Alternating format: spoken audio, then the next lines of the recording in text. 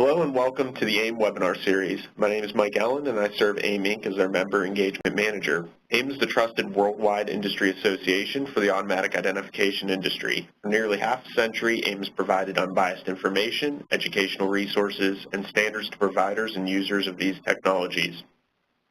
AIM membership provides access to an insider's perspective on trends and opportunities, along with a voice in shaping the growth and future of the industry. AIM member benefits include education, advocacy, and community, as well as a role in creating industry standards through collaboration. AIM is an investment in your future. Before the presentation starts, I would like to discuss with you a few housekeeping items.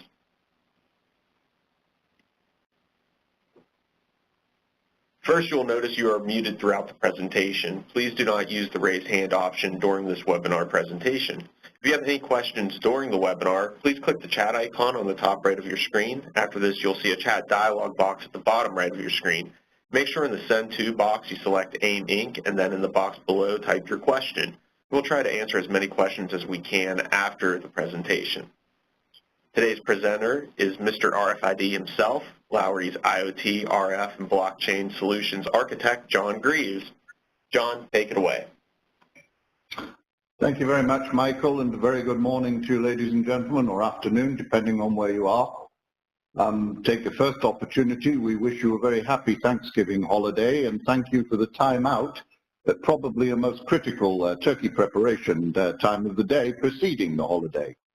We hope that in listening to our presentation, you will derive some value, some benefit, some information that can help you guide your way through the Internet of Things and all that that supposedly encompasses. How did we arrive at this title, at this opportunity for basically an AIM Lowry educational outreach?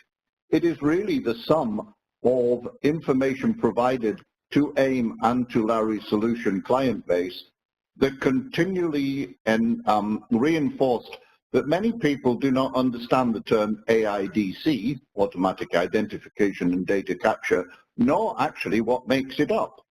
Many, many years ago, it was very simple, of course. There was barcode and that was it. But as technologies and technology platforms have evolved and AIDC has grasped more and more of them, AIM, for instance, and Lowry Solutions is a part of, the US tag to ISO IEC SC31 in the matter of RFID and barcode. We are also participants in TC122 with MH10 for packaging and labeling. So all of these characteristics, all of these standards, these norms, and these technologies, optical character recognition, RFID, RTLS, Wi-Fi, Bluetooth, Zigbee, there's such a proliferation now, all of them living under this rather wonderful title of AIDC. But what is AIDC? I suppose it means that in the IoT, item level identification and above is significantly requiring a talking identifier. Your desk and chair, your suit, your tie, your skirt will not jump off the rack and launch itself into a packing line and tell you that it's supposedly going to go to John Greaves or Mary Smith or Tom Jones. It is actually going to need some support, and that is where AIDC comes in. And we at Lowry have enhanced that AIDC in the IoT with a data capture abstraction platform, of course referred to as DCAP. What we do in all of this and explaining our AIDC toolbox is try and create fit-for-purpose scenarios and blend it into a usable tool that we shall deal with in a moment, the Ohio principle next.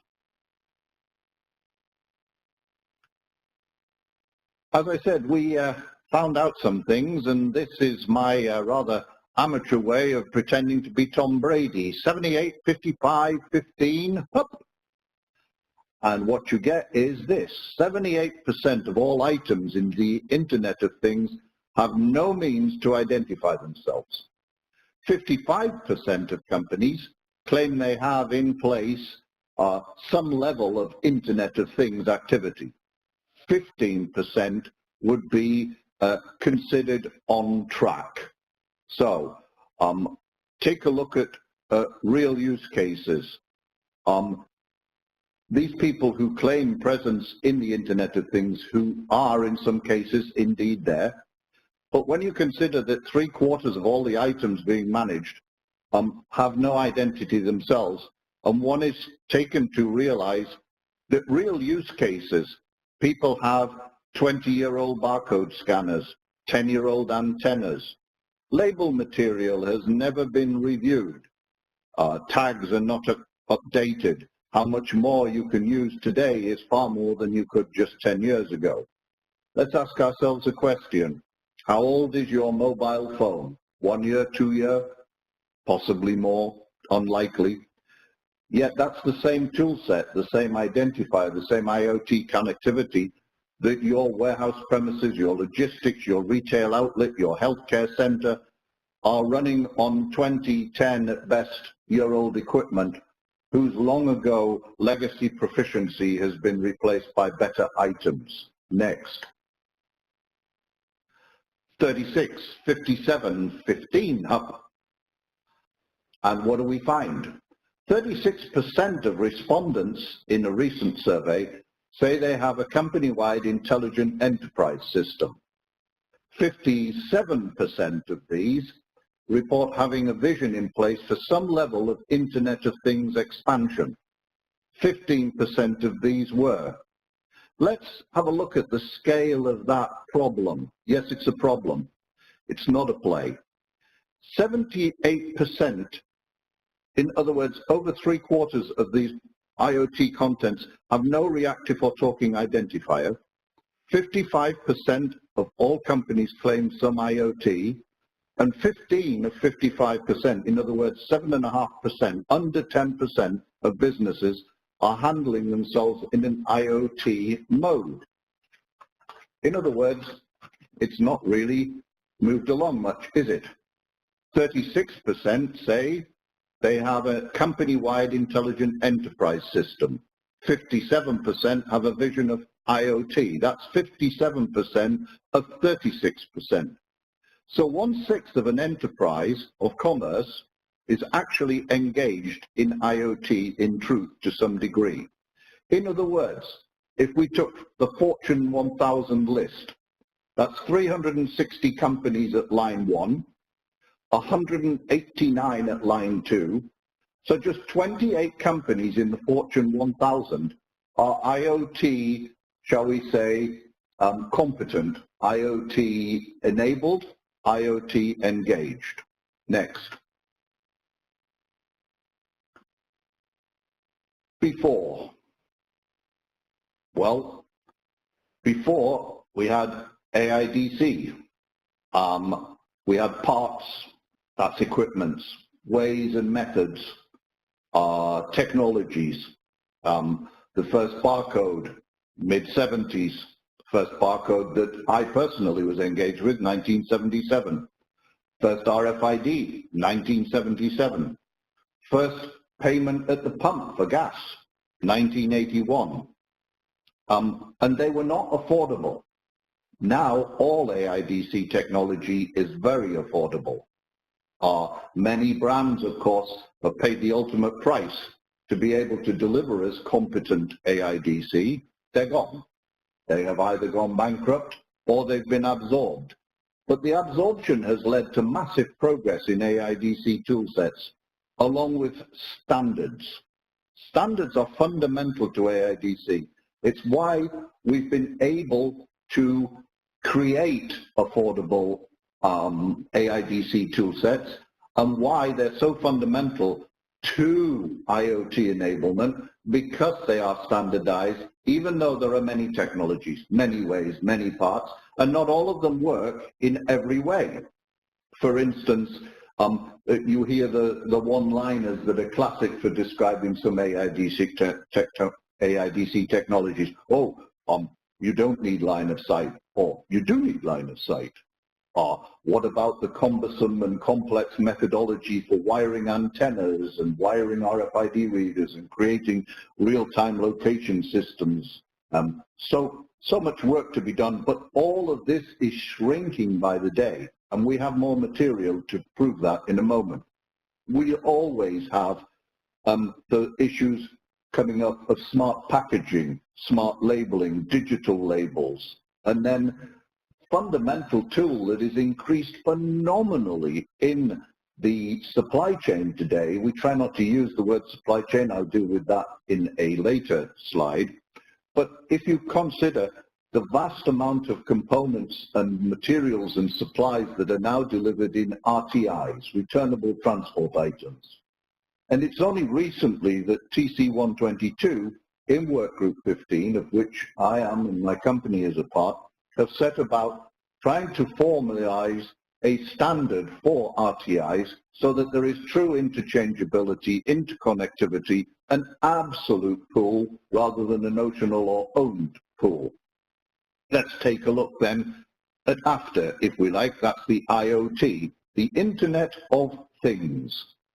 Well, even that phrase proves some challenges, because some people would tell you the Internet of Things is clever stuff. It's the smart fridge that tells you on your phone on the way home to pick up milk or eggs or butter. It is actually far more than that, as everyone on this conversation should be aware of. The Internet of Things is a vision that is constructed around the clear and absolute identification of all and everything everywhere. It is unfortunately technobabble. It was coined to replace a perfectly good ordinary word, fulfillment. The whole purpose of the Internet of Things is accelerated, improved, quality defined, quality appropriate, fulfillment. At the moment, IoT has many ill definitions, many definitions that subscribe or prescribe only one element of the IoT. Very useful. Of course, your refrigerator, it's nice to have it tell you on the way home, knowing that you're on the way home because it's monitoring your phone or your car, and therefore it knows you're in transit, it knows the direction you're taking, it knows where you're coming, and incidentally, it's probably a driverless car in your lifetime, and even more communicating in an IoT sector. And it says, get you the milk. But isn't it interesting?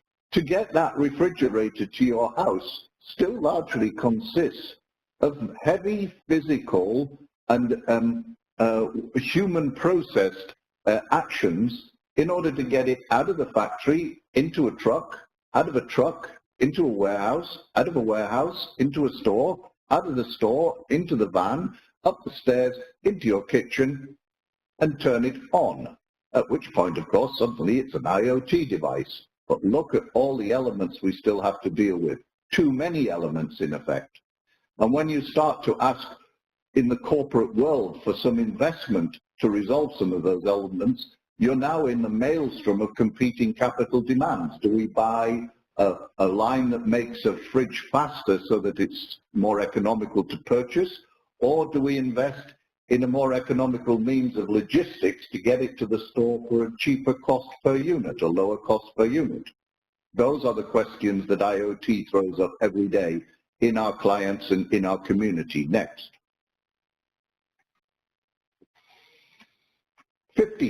1. Up.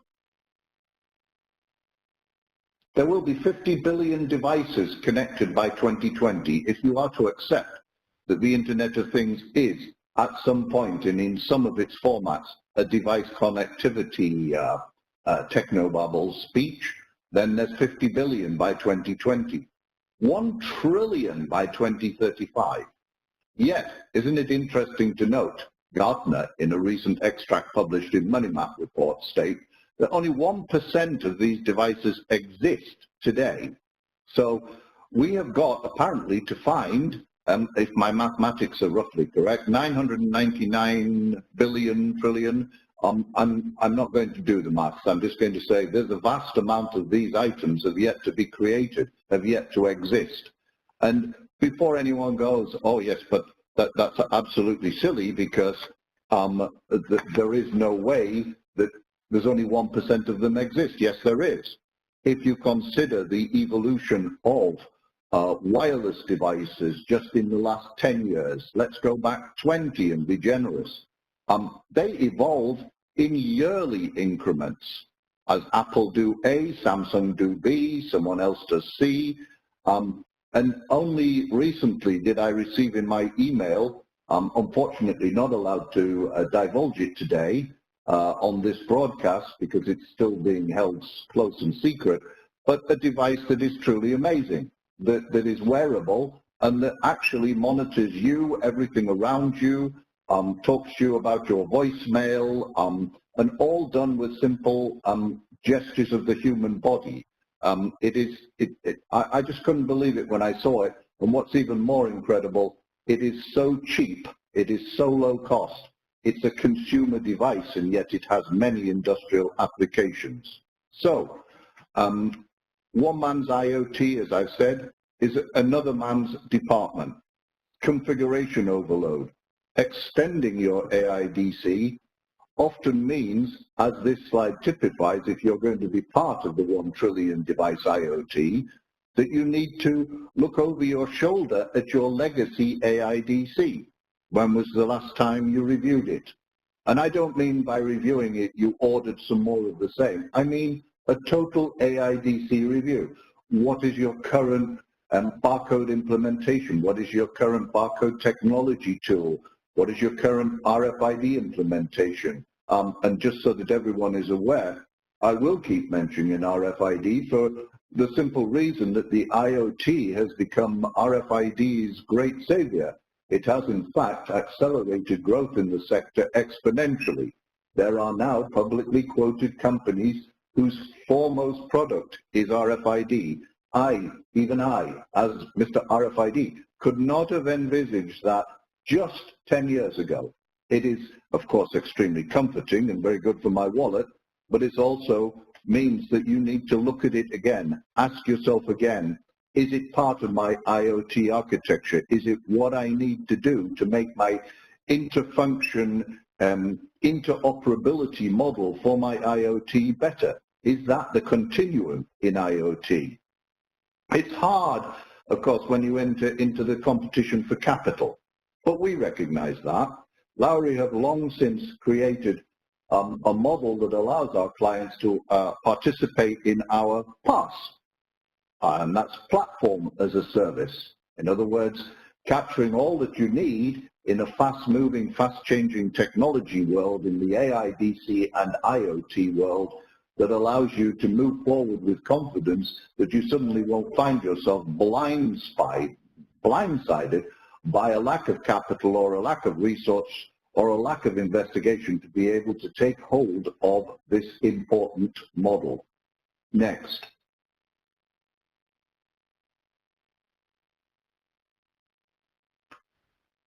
Interesting, just to add dollars to my facts, McKinsey Global Institute estimate that the IoT will drive as much as $6.2 trillion into the world's economy by 2025. In other words, in 8 years' time. 8 years is not a long time. Most people have to deal with that 8 years in budgeting and budget processes. And again, we're back to competing for capital. So in 8 years, are you ready? Have you got what? Next, please. Have you got an IoT culture? Is your IoT culture quality, agility, commitment, speed of response, speed of decision? And those elements alone requires most companies, and we at Lowry have gone through this process over the last 18 months. We have had a hard look at ourselves and made sure that we can respond for as little point in our briefing, lecturing, supporting, assisting our client base and our partners if we ourselves are unable to demonstrate a quality of deliverable, an agility to meet our clients' ever-changing scenarios, a commitment to them, a speed of response and speed of decisions. These are fundamental. But you've also got to be collaborative and easy to work with. You've got to be easy to do business with. If you notice, when you order something on the internet, when you make a requirement over the internet, it's easy to do. It's why Amazon succeed. It's why e-commerce is succeeding. You really don't have to do much at all. Click, click. You've saved your credit card from the last time you bought something. You've saved your address. You've saved the time you want it shipping, etc. So it's just become easy. It's better than going to the mall. And that transition, that model has to come into your business. It has to be easy to pull parts up to the assembly line, to pick products from the racks, to put products into racks. Are racks necessary? Can we improve in Internet of Things? And it is one of the propositions that is being made. Can we improve our deliverables so that, in fact, we do pass-through, cross-docking in the infinite sense, a parcel going straight through a premise simply to reach another form of delivery or another method of delivery, the parcel to the consumer or to the manufacturer, to the warehouse, to the end user. It doesn't really matter. We at Lowry are heavily involved in a number of these initiatives that are intended to shrink that footprint and yet increase the efficiency and efficacy of that which should arrive somewhere in fulfillment. You also need premier global partners. First-class individuals should be from high-quality industry backgrounds. We all have to recognize that one of the challenges in the Internet of Things and in this architecture and what it requires is first-class individuals from high-quality industry backgrounds are diminishing rapidly, because if McKinsey is right and all that money's coming, all that money has to be serviced by individuals, by employees to meet those demands, and there just simply are not enough people of that credibility and creditness to do these things. The whole IoT, your IoT culture, has to be cost, value, and investment conscious. Why?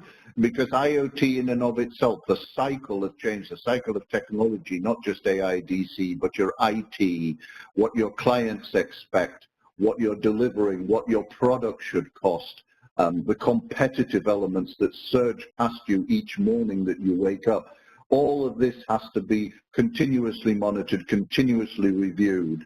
How is it that over the recent years, a CMO has become incredibly important, the Chief Marketing Officer?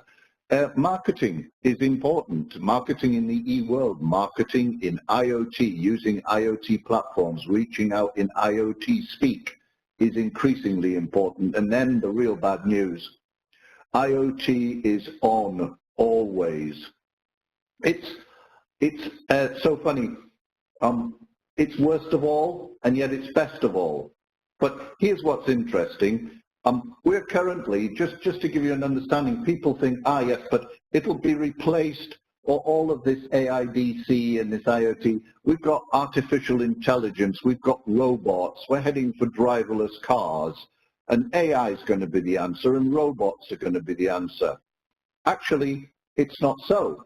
Ironically, those devices today function largely because they are either programmed by a human being and left to continue in a rote model, which often goes wrong, or they're actually driven by an AIDC identifier, a data carrier, a barcode, an RFID tag that talks to them and says, hey, I'm on one of those and please put me on one of these, or take me off of one of these and put me on one of those, or twist me to the right or twist me to the left.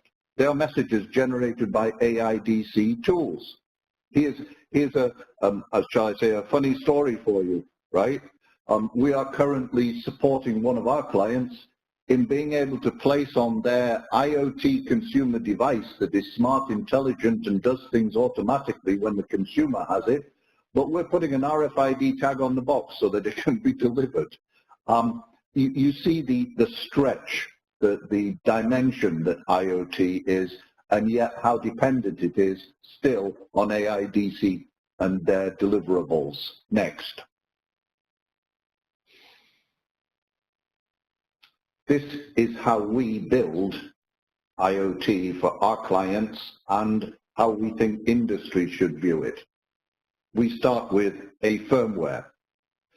All of this comes within our PaaS model, Platform as a Service. The firmware comes with your AIDC devices, comes with your PLCs, comes with your whatevers. And unfortunately, all too often, it's a code that locks it to that particular piece of device, that particular electromechanical, physical apparatus. As such, its flexibility is near zero because it only talks and only walks with that particular item. In IoT, you have to have the ability to take all those firmwares from all those different brands and manufacturers and instruction sets and guidance and put them into a bundle. Your middleware. Really? Middle of what exactly? And middling in where?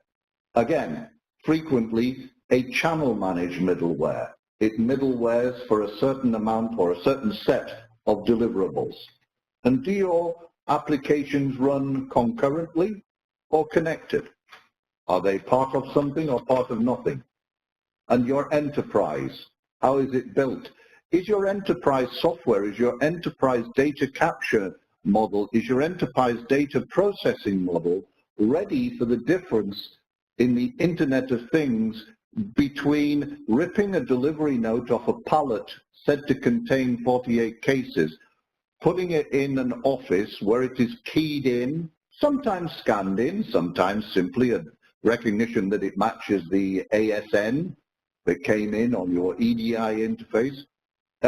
All of these things today are going to change significantly when you bring in a pallet that instead of being a 96-bit piece of paper that went for paper processing or scan processing in a batch mode, it's now instant.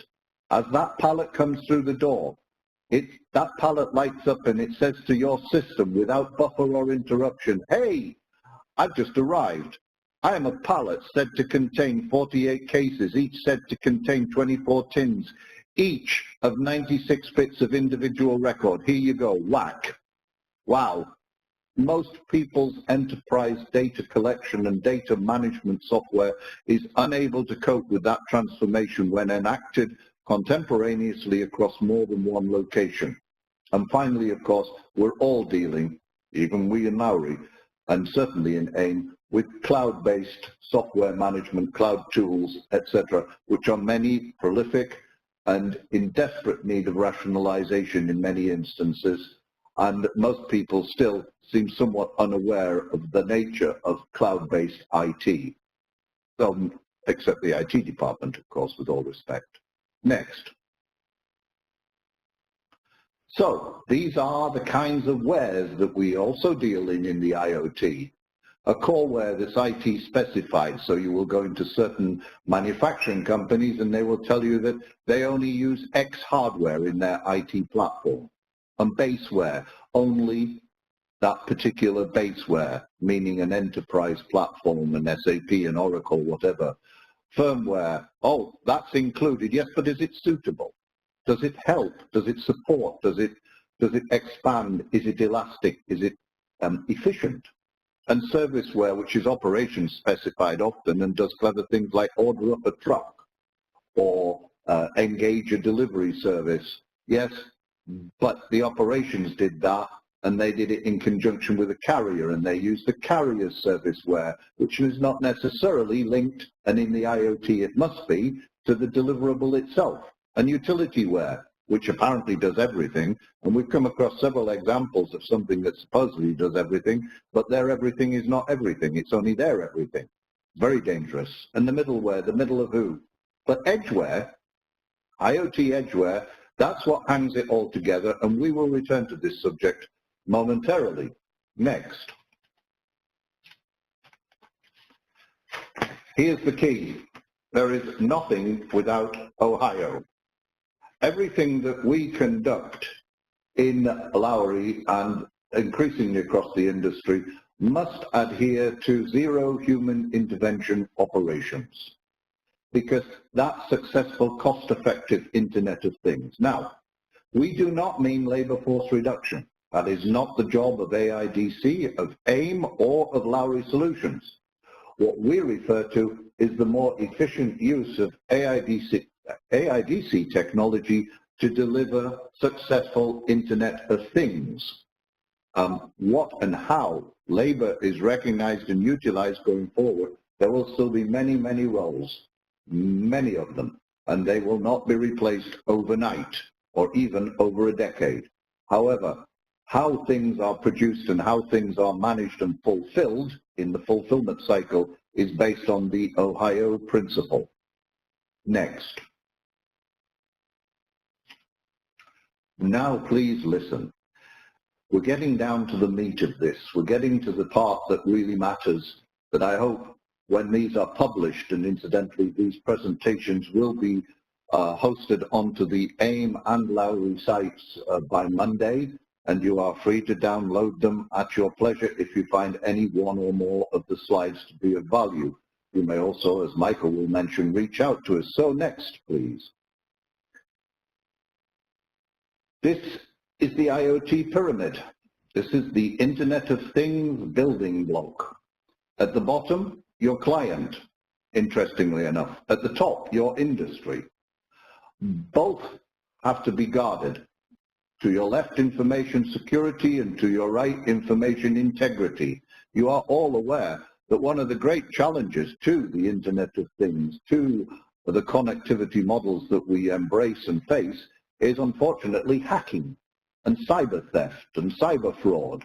And we're only just coming to terms with these, but we are. And so long as you remember that they must be the guardians to the left and right of your pyramid, you're in good order. As each of these fall into place, you move to a virtual enterprise, a lower cost agile engine, your MRP, ERP, WMS, your value chain integration is all, interestingly enough, those systems don't exist without an AIDC toolset. Your MRP requires data to be provided to it in one form or another, largely speaking in this day and age, in a barcode. So you're not actually adrift from it. It's just at this moment in time, it's buried inside this machination of MRP, ERP, WMS value, and it should be at the top of your pyramid. It should be hosting those elements below AIDC technology. You need integrated information. You need integrated information security. You need integrated information security and asset management in your enterprise in order to deliver the product to your client from your industry. Your client is holding up your pyramid. Next.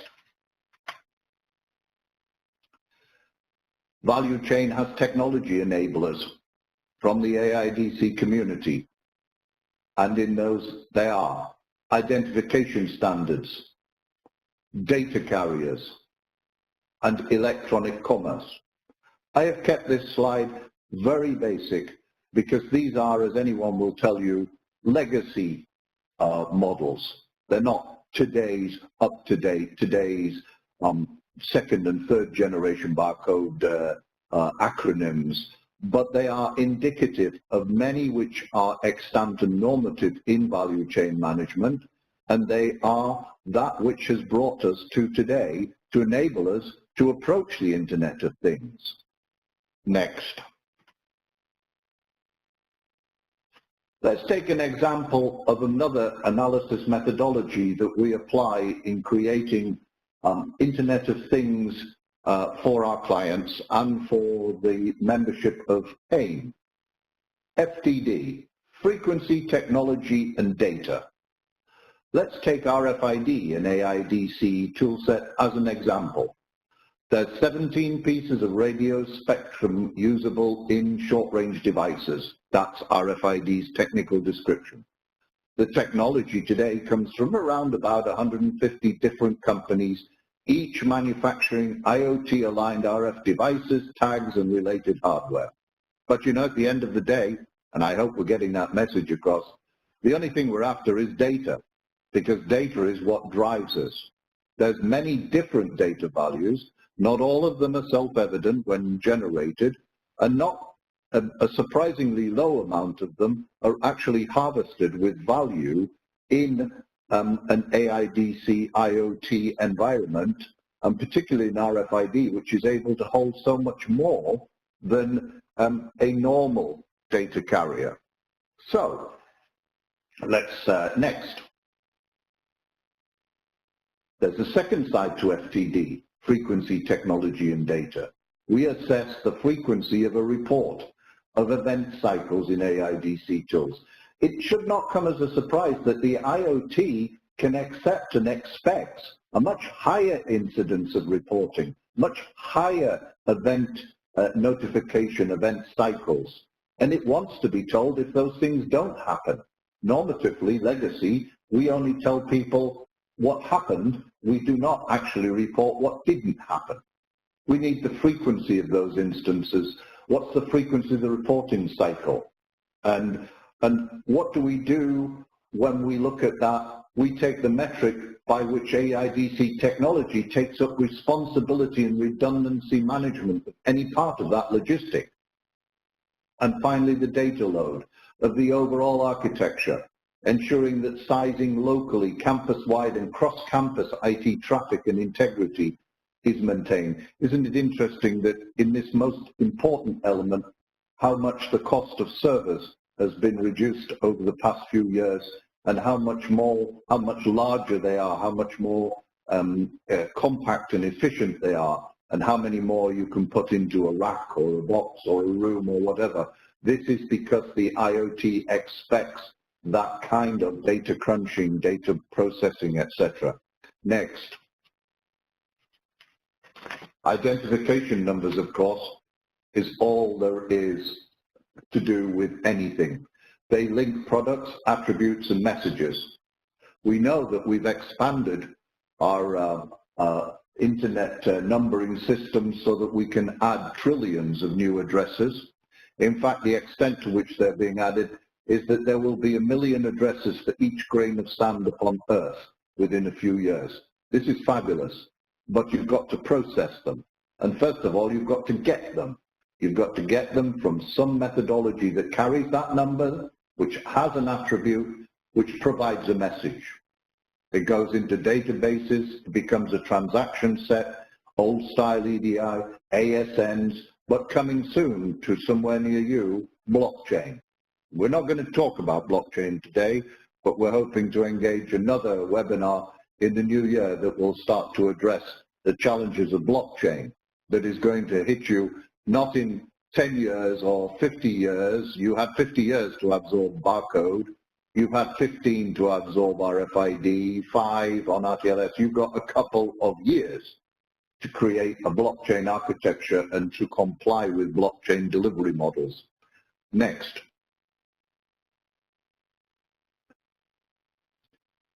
What have we dealt with? What are we trying to do? What's the desired outcome for an Internet of Things development? Obviously, as you will hopefully have perceived, you've got to go out and find best-of-breed AIDC technology. That must include future-proofing, must include diverse technologies. One AIDC technology is not enough, nor will it do everything you want. One piece of RFID is not enough, and nor will it do everything you want. And one barcode may not satisfy all of your barcoding requirements. Just like if you ship internationally, one language on the side of your packet is likely to get your product seized at the port of destination because you did not label it in Mandarin, you did not label it in French or German or Spanish. You have to have state-of-the-art systems. You must achieve operational excellence. What is operational excellence? Varies from place to place, depends on what your operation is, depends how much of it is in line with or violates the Ohio principle. You're building a world-leading reputation. Your company's overarching image is reflected in the ability for you to be part of the Internet of Things and to match your AIDC technology with other people's AIDC technologies to provide seamless communication and absolute fulfillment, which leads to your stakeholder satisfaction. Stakeholders are not just those who own a piece of your company, they are those who buy a piece of your company in the form of the products you make and deliver. Next. We will, as I said earlier, return at a later date and talk of Lowry chain and blockchain. Right now, next. I thank everybody for listening, and I pass you back to our convener, Michael, who I believe may or may not have some questions. I would fully appreciate if there are none, because it's that time of the day and I can almost smell the delicate aroma of roasting turkey in the background. Thank you all so much for listening. Michael, take it away. Thank you, John, for the great presentation. And we did receive a few questions for our AIM webinar Q&A session. Would you like to go over those now? Yes, sir. All right, great. So going back to one of your earlier slides, you said about 1% existing. They were asking how many is the 1%? In other words, if 1 trillion devices will be connected in 2035 or by 2035 and only 1% exists today, how many is that 1%? Yes, actually a marvelous question, and here's the bad news. I don't know. John Greaves does not know everything. What John Greaves did was take the word of authority of those who survey and analyze and accept that 1%. But let's do some sort of indirect mathematics. The answer is not many. If I was to take, you know, in AIDC devices, all that has ever been delivered, barcode scanners, handheld terminals, RFID equipment in HF, UHF, 125 kilohertz, 433. You know, I'm going to guess that there's not a lot, right? I believe, for instance, if you take this, RFID tags, UHF, last year crossed 10 billion produced and sold worldwide. But they're not really a device. They're part and parcel of the consumable side. That would be like saying, you know, sticky labels with human readable on and adding them to the number.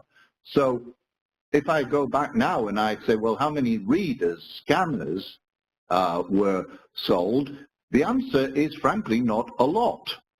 It's in the millions, of course, worldwide. And it's been greatly enhanced, but then you've got to be careful again, because there would be some confusion if you consider Apple Pay an AIDC tool set, but it's on your Apple phone as an app that you downloaded from the Apple Store, and the same with any other e-payment system that is done with your telephone. Is that one of those devices? Probably, but again, it goes back to an earlier slide as well, Michael. And the questioner, whoever you were, thank you very much for the question. What is the IoT? Are you in IIoT or IoTC, Internet of Things for Consumers? So, nutshell, usual me, too long an answer to, I don't know. Well, thank you for that. I do appreciate it. And if you still have questions, you can still get those in. Just use the chat icon on the top right of your screen, enter it in, and we can answer that for you. Another question we did receive is, what is NFC's role in the IoT? Oh, again, you see, this is superb. NFC is, in my opinion, in the opinion of myself and others, has been one of the most formidable, lucrative, and frankly well-performed interfaces developed in AIDC. It's, of course, largely speaking, 1356 technology. As a person who was one of the founding members of SC31, the ISO standards group, and was engaged with SC31 and SC17, banking and finance, from which NFC standards came in the form of 15963, which changed to 15693 when it went to industry standard. There's a whole play of numbering goes on there, which I won't bore you with, but in a nutshell, near-field communications forms an integral part of many aspects of the Internet of Things. In a consumer world, as payment tools. In the industrial world, it's used in many locations where short-range reads in inches is adequate for the purpose being used. In its financial model, however, it is one of the earliest items that may well face a pretty swift transformation from not existing to legacy. Why? Blockchain. And that's all I have to say today, otherwise I'll steal my thunder next year, Michael. Another question we did receive is, can a barcode be considered part of the IoT since it is mono-directional? Yes. Next. Thank you. What industries adopt IoT/RFID technologies the most? Otherwise, what is repeatable use cases for our IoT RFID? Wow. Just a moment, pause for thought. Okay, I do not know of one industry today who has not and is not knocking on our door or our competitors, of which we have a few, and asking the question, can I have a repeatable, usable RFID toolset to meet my IoT requirements? And that's the way the question is, you see, Michael. It's not, does RFID go knock on the IoT door and say, here you are, mate, got one of these for you, fix your IoT, it will? Well, no, it's the other way round. And yes, we ourselves have an increasing library of repeatable, doable, affordable, deliverable deployments that meet IoT criteria. We are particularly active in manufacturing, particularly active in returnable transport items, in transportation associated with both of the above. We find healthcare becoming very much part and parcel. Healthcare is almost a bridge between IoTC and IIoT.